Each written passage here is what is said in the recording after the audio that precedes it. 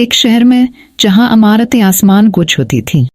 असाग्रांडी खानदान अपनी रंगीन शख्सियतों, खानदान के लिए मोहब्बत और मजबूत रिश्तों के लिए मशहूर था। लेकिन जो बेहतर से लोग नहीं जानते थे वही यह था कहानी की खानदान की समझ और कदरदानी की सफ़र शहर की गलियों से बहुत आगे तक। यह एक सफ़र था जवान की जिंदगियों को हमेशा के लिए तब्दील कर देता। कासाग्रांडी खानदान खुशी से एक खानदानी अतील की तैयारी कर रहा। बहुत बहस के बाद उन्होंने एक ऐसे सफर का फैसला किया जो कुछ भी पहले कभी नहीं किया गया था। जंगल की उसिया नामालूम सफर। बच्चे खुशी से भर गए। जंगल में जानवरों से भरी दुनिया, बुलंद दरख्तों और कुदरत की परस्रार खूबसूरती की सौर कर रहे। खानदान की मातर चुके रोजा थोड़ा सा खौफ था, लेकिन उन्होंने रजामंदी की समझते हुए कहे नौजवान नस्ल को खानदाना और जिंदगी की अहमियत के बारे में सिखाने का एक अजीम तरीका होगा। जब रवानगी का दिन आया सब लोग खुशी से मुस्त हो गए। कार्लूटा अपने फिशना सेंटिल्स को पैकिंग में मसरूफ थे। अगर चाहने ये कहा गया था कि जंगल कोई नबे नहीं है। कार्ल ख्वाब दिख रहा था कि वह जंगल में पाए जाने वाले जानवरों से मिलेगा और सीजे नए माहौल की करनेट में दिलचस्पी खराब। पाबियावर रूनियाइन जो जोशीला भाई बहन थे, जंगल की जंगली महारतों को खुद परखने के लिए बेकाबू थे। हती के मामूली हैसियत के हेक्टर भी माजरा की तुका कर रहे थे। खानदान ने एक छोटी सी हवाई जहाज में सवार हुआ जवान है जंगल के किनारे ले जाएगा। जब वह घने सब्जे कीचटी पर उड़ते हुए गुजर रहे थे तो वह हासिल सब्ज हंगल की बेहद खूबसूरती पर हैरतज़दा हो गए। यह एक ऐसी इंजर थी जो कहीं और नहीं थी, जहां कुदरत का हिक्मरानी कर थी इंसान के हाथों से न छुए गए। इन केसफर जंगल के बुनियादी हिस्से पर शुरू हुई जहां मकामी रहनुमा ने इनका इस्तकबाल किया। मतीव एक तजर्बाकार का शिफ था। जंगल कीना वाकों की तजर्बाकारी के सालों की तजर्बाकारी के साथ वह लंबा था। सानोली हुई जल्द छती वाली टोपियावर अपनी बपटी पर बंधी हुई मछेली। इसकी आंखों में अलमावर हुकमत की चमक थी और इसे जंगलावर उसके रहनुमाओं का गहरा एहतराम था। खुशामदीद कासाग्रांडी खानदान, मतियू ने गर्म मुस्कान के साथ कहा। यह जंगल खूबसूरती और खतरे की जगह है। ये एहतराम और समझ की जरूरत है। जब हम जंगल के कवानीन का पैरवी करें हम महफूज रहेंगे। खानदान ने सर हिलाने के साथ साथ मतियू के अल्फाज को समझा। वो जिंदगी के एक अजीम सफर के लिए तैयार थे। जब वो जंगल के अंदर मजीद गहराइयों में दाखिल होते हैं शहर की मनाजर अदायों और आवाजों की जगह नीचे आ गई। जंगल की तहरीकियत की सिम्फोनी की जगह हवा गर्मी से भरी हुई थी और गैला मिट्टी की खुशबू नाकों में भरी हुई थी। तमाम रंगों के परिंदे दरख्तों के दरमियान उछलते रहते थे। उनकी पुकारें जंगल में गूंजती रहती थी। दरख्तों की बुलंदियों ने उनके सर पर छापे बनाकर खुर्शीद को रोशनी से महरूम कर दिया। इसके बावजूद कासाग्रांडीज का इरादा साबित कदम था। वो आगे बढ़ते रहे। उनकी रूहियात बुलंद थी। हर कदम इन्हें जंगल के दिल के करीब ले जा रहा था। लंबे सफर के बाद वो आखिरकार एक छोटी साफ जगह पर पहुंचे जहां वो कैंप लगाएंगे। जगह दरख्तों से घरा हुआ था और करीबी छोटी नदी में ताज़ा पानी फराहम करती थी। मतीव ने उन्हें बताया कि टेंट लगाने और आग जलाने का तरीका सिखाएं। ये मुशक्कत का काम था, लेकिन वो सब ने मिलकर काम किया। एक टीम की तरह मिलकर काम किया। जब रात छा गई जंगल रात के जानवरों की आवाजों से जिंदा हो गया। खानदान आग के गर्द जमा हो गई। मतीव की कहानियों को सुनते रहे जब वो इन्हें जंगल और इसकी कई राजों के बारे में बताते रहे। जंगल जिंदा जान है, मतीव ने समझाया। इसका दिल रूह होती है। ये बहुत ताकतवर जगह है, लेकिन ये नाजुक भी है।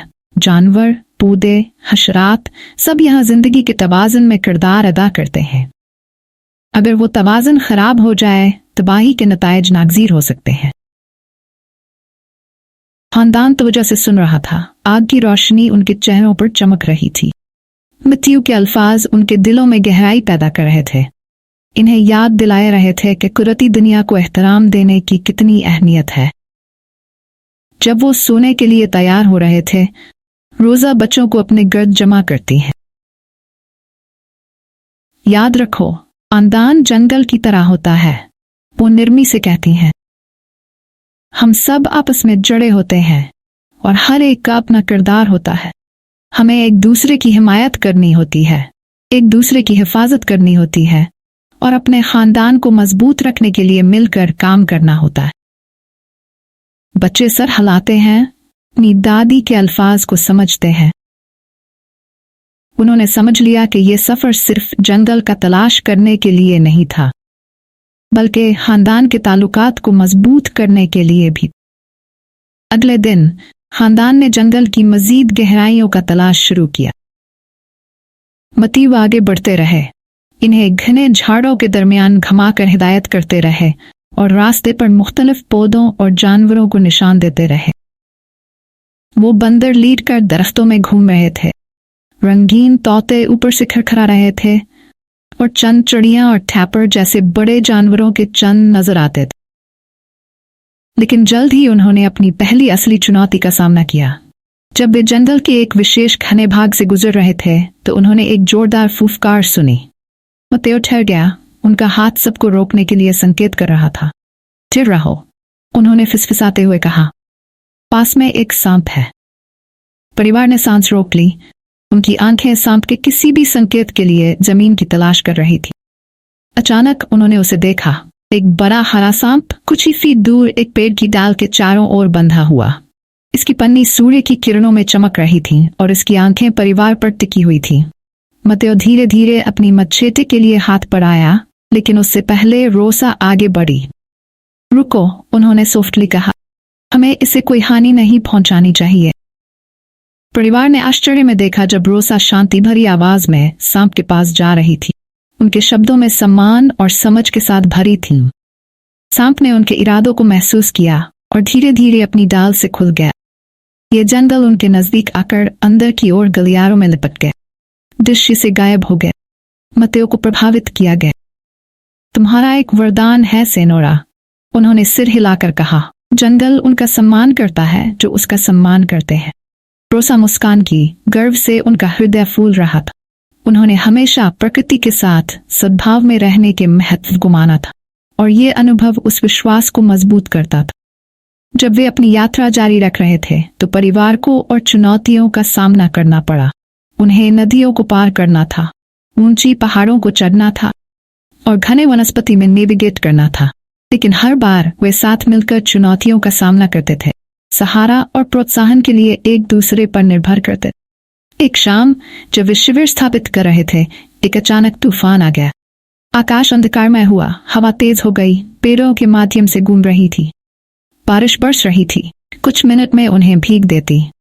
परिवार ने अपने तंबू को सुरक्षित करने और अपने सामग्री को बारिश से बचाने के लिए दौड़ लगाई। लेकिन उनके प्रयासों के बावजूद तूफान निरंतर था। हवा चीख रही थी और बारिश बरस रही थी, जमीन को गंदा करके। बच्चे अपने तंबू में एकत्रित हो गए, तूफान की भयंकरता से घबराए हुए। रोजा उनके डर को महसूस करते हुए उनके साथ टेंट में घुस गई। उन्होंने उन्हें कसकर पकड़ा, अपनी आवाज को स्थिर और समर्थित बनाया। ये सिर्फ एक तूफान है, उन्होंने मुलायमी से कहा। ये गुजर जाएगा, हम साथ रहेंगे तब तक हम सुरक्षित हैं।